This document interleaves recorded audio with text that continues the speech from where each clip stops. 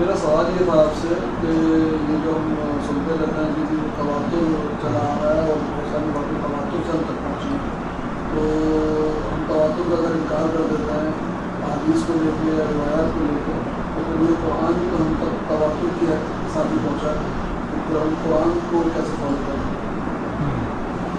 تو سب سے پہلے تو تواتر کے اور اجماع کے بارے میں تفصیل سے بیان کر چکا ہوں. اگر آپ نے وہ ویڈیو دیکھی ہے نا تواتر والی، تو شاید وہ بات تو سمجھ میں آ گئی ہوگی کہ تواتر اور اجماع یہ دونوں تقریباً ایک ہی خاندان کی دو سمجھ لیں فرد ہیں.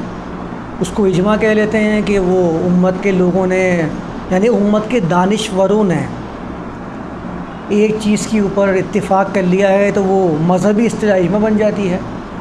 اور دوسرا تواتر کہہ دیتے ہیں کہ تواتر چلا آ رہا ہے، جنریشن ٹو جنریشن چلا آ رہا ہے، تو ظاہر ہے جنریشن ٹو جنریشن چلا آ رہا ہے. اب قرآن بھی ہمارے پاس آیا ہے تو یہ تواتر اس کو ثابت کیا جاتا ہے کہ اس زمانے کے اندر اللہ کے رسول نے قرآن لکھوایا تھا، چلتا چلا آ رہا ہے، تو آپ قرآن کو کیسے ثابت کریں گے؟ تو تواتر والے مسئلے میں پہلی بات تو یہی ہے کہ اگر کوئی چیز چلی آ رہی ہے تو اس کا صرف جنریشن سے چلا آ جانا یہ حقیقت نہیں ہو سکتا، یعنی یہ معیار نہیں ہو سکتا کہ یہ چیز چلی آ رہی ہے تو صحیح ہوگی.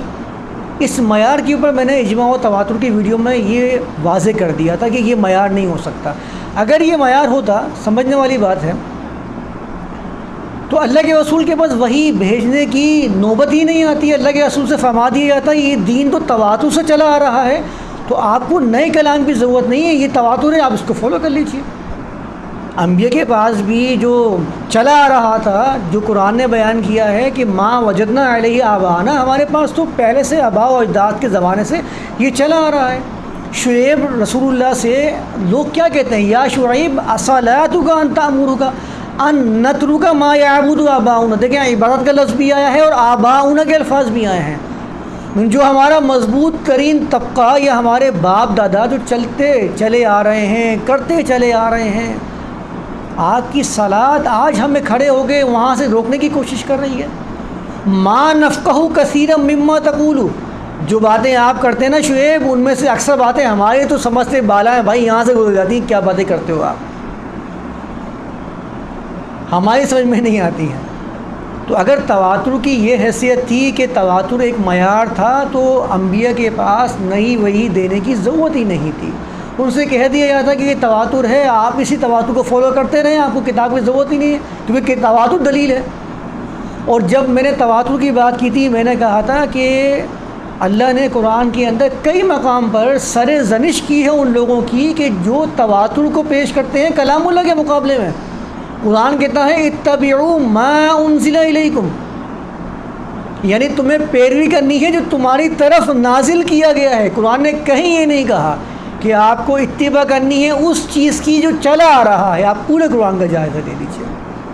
تو تواتر تو معیار کسی بھی طریقے سے ہو ہی نہیں سکتا. پہلی بات تو یہ ہے تواتر دلیل نہیں ہے. قرآن میں اس کا واضح رد موجود ہے. قرآن نے ایک جگہ کہا وَإِن تُطِعْ أَكْثَرَ مَنْ فِي الْأَرْضِ، رسول سے مخاطب ہو کر کہا کہ رسول سے کہا کہ اگر آپ نے فالوئنگ کی، اطاعت کی، من فی الارض، ان لوگوں کی، اکثر من فی الارض جو زمین میں کثرت سے موجود ہیں، اگر آپ نے ان کی اطاعت کرنا شروع کر دی، یضلوک عن سبیل اللہ، وہ آپ کو اللہ کے راستے سے دور کر دیں گے، پریشان کر دیں گے. تو تواتر کا ایک معاملہ میں نے پہلے یہ بھی بیان کیا تھا کہ تواتر بھی پھر آپ کا اپنے ہی فرقے میں، اپنے ہی مسلک کے اندر اپنے ہی اجماع ہیں. دنیا کے تواتر کو میں نہیں مانتا، یہ بڑا ایک مسئلہ آیا تھا. یعنی میں اگر کسی کے سامنے تواتر کو دلیل بناؤں، فرض کر لیجئے کہ ہم تو ایک باؤنڈریز کے اندر رہتے ہیں، ایک معاشرے کے اندر رہتے ہیں، ہمیں تو اپنے جیسے بہت سارے لوگ نظر آنا شروع ہو جاتے ہیں. آپ ذرا ان سے تو پوچھیں جو مغرب میں رہ رہے ہیں، عیسائیت سے ان کا روزانہ پالا پڑ رہا ہے، ایتھیزم سے ان سے پالا پڑ رہا ہے، یہودیوں سے ان کا پالا پڑ رہا ہے. آپ نے کہا کہ یہ قرآن تواتر سے چلا آ رہا ہے. فرض کر لیجئے بحث چل رہی ہے دو بندوں کی اور تواتر معیار ہے، وہ کہے گا کہ میری جو کتاب چلی آ رہی ہے وہ تواتر سے نہیں ہے، ہم نادان ہیں، ہم گمراہ ہیں، ہمارے پاس بھی تواتر سے چلا آ رہا ہے، ہمارے پاس بائبل تواتر سے چلی آ رہی ہے. آپ غلط ثابت کر کے دکھائیں. پھر وہ بولتے نہیں یہ تو تواتر تو وہاں سے شروع ہوتا ہے جہاں سے وہ واقعہ ہوا تھا، قرآن جب نازل ہوا تھا تواتر وہاں سے شروع ہوا، تواتر زمانی، تواتر مکانی، الگ الگ انہوں نے اصطلاحات بنائی ہوئی ہیں۔ تو وہ کہے گا بھائی تواتر زمانی، تواتر مکانی سب موجود ہے میرے پاس، تم غلط ثابت کر دو کہ تواتر زمانی نہیں ہے، مکانی نہیں ہے، کسی ایک میں اختلاف دکھاؤ، ہم سب بائبل وہی پڑھتے ہیں۔ وہ کہے گا کہ عیسیٰ کو صلیب دینے والی بات میں نے پہلے بھی رکھی تھی نا، کہ عیسیٰ کو صلیب دی گئی تھی، تواتر سے چلا آ رہا ہے، آپ غلط ثابت کر کے دکھائیں۔ آپ اگر قرآن کی آیت پیش کریں گے تو وہ آپ کا تواتر ہے، وہ اس کا تواتر نہیں ہے، وہ آپ کے تواتر کو نہیں مانے گا۔ وہ کہے گا اگر تواتر دلیل ہے تو میرا تواتر میری دلیل، آپ کا تواتر آپ کی دلیل، نہ تو آپ مجھے قائل کر سکتے ہیں نہ میں آپ کو قائل کر سکتا ہوں، کیونکہ دونوں کی دلیل دوسرے کے نزدیک قابل قبول نہیں ہے، یہ ایویڈنس نہیں ہوتا۔ دلیل وہ ہوتی ہے جو دو مختلف لوگوں کے درمیان قابل قبول قرار پائے، ورنہ وہ دلیل نہیں ہوتی ہے۔ تو تواتر سے تو قرآن کو آپ ثابت کر ہی نہیں سکتے ہیں، آپ کے تواتر کا انکار کر دے گا، آپ ثابت کس سے کریں گے؟ چلیں آگے اگلے اسٹیپ سے بات کر لیتے ہیں۔ فرض کر لیجیے آپ نے بولا قرآن تواتر سے چلا آ رہا ہے، وہ تواتر کو مانتا ہی نہیں ہے، وہ کہہ رہے ہیں میں تواتر نہیں مانتا ہوں، تواتر میں تو پتہ نہیں کیا کہ چلی آ رہی ہے، آپ سب کو مانیں گے۔ فرض کر لیں آپ کا کسی ایسی سے بات چل رہی ہے، وہ مانتے نہیں خدا کو، آپ کیسے ثابت کریں گے؟ وہ تواتر کو نہیں مانتا آپ کے، وہ کہہ رہا ہے آپ کا تواتر ہے تو دنیا میں اور بھی تواتر بہت سارے ہیں۔ ہمارے ہاں جس طرح شفاعتیں ہیں نا ہمارے لیے، میری شفاعت آپ کے لیے، آپ کی شفاعت آپ کے لیے، فلاں اس رسول کی شفاعت اس کی امتیوں کے لیے، عیسیٰ کی شفاعت ان کی امتیوں کے لیے، سب کی شفاعتیں اپنے لیے ہوتی ہیں۔